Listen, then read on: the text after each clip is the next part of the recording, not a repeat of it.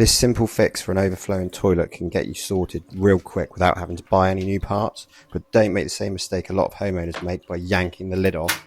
Some cistern lids will just pull off, but a lot have a little screw through the middle, or they unscrew the button itself, so always be aware and don't just pull the lid straight off. As you can see on this Roca cistern, there's a little screw underneath the button, so you pop the two caps out and then you unscrew the screw, which will give you access beneath. Once you remove this screw, you can lift the button out, then you can take the lid off and access all inside the cistern. This is a Roca cistern, so that means that internals can be replaced from above. The filling valve had already been replaced with a fluid master, which that can be accessed from above now without having to take the cistern itself off. These are on a bayonet, which you can just unclip and access the parts beneath. This was the washer that was playing up, and due to being in a very hard water area, limescale had built all around the flush valve and also around the cradle which the flush valve sits into, preventing the washer from sitting back down.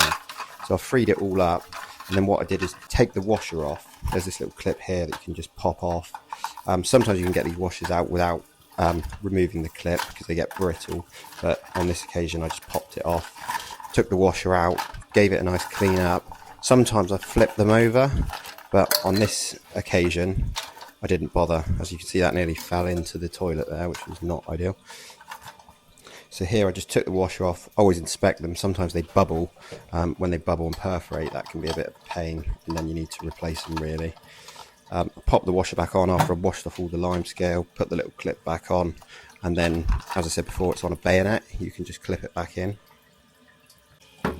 Here's the cradle where I was removing all the limescale. I just knocked all that off, which then flushed away out the toilet. That can be a bit of troublesome because the washer just won't sit down and then seal. If you find this video helpful, please like and subscribe to the channel. I upload daily shorts of all the sorts of plumbing and DIY videos, and I appreciate all the support. I just clipped it back in through the bayonet just to make sure it goes in correctly, because if it doesn't sit down right, it will just pull up and then won't drop back down.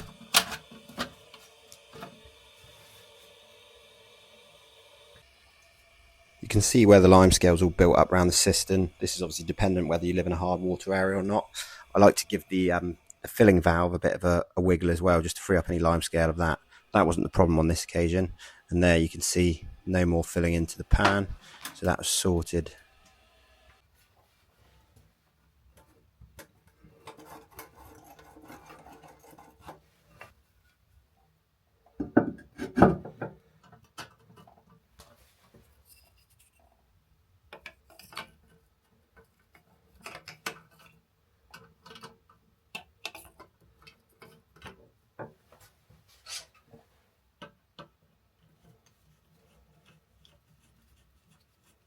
This button was sat down poorly originally, so what I did was you can put it back on, and then you got these little nibs that wind up and down, and you get a screwdriver and you can wind them in or out to get the button flush. I pop them in here, and as you can see, they're sitting down rather low, so it's not really very good. It doesn't flush properly for a start. So you just get a little slotted screwdriver and wind them out to suit the height for the button.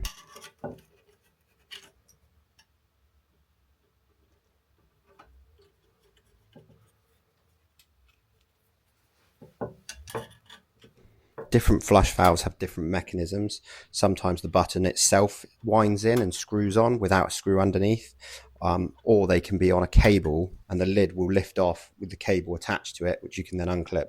Fluid master is a very common one for this, which I'll be uploading another video of me fitting a fluid master pack, which is all the internals of the toilet cistern. I'll be uploading that later in the week.